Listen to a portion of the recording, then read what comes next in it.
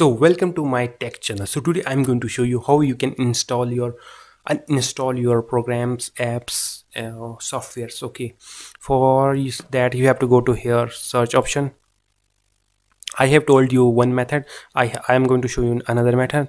Okay, you can check my easy one method in all videos. Okay, now you have to search here control panel. You can see this control panel. So here we are. You can go.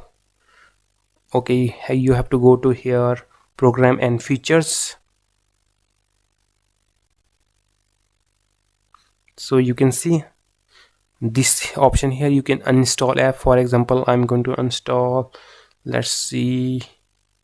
Okay, let's see which app I want to uninstall. For example, I'm going to uninstall it. Right click it, uninstall, and uninstall. You have to be careful here because here is also a your window 11. Are you sure you want to completely remove? You can see, carefully read, and make sure you don't delete your window. So this is how you will done. That's on this video.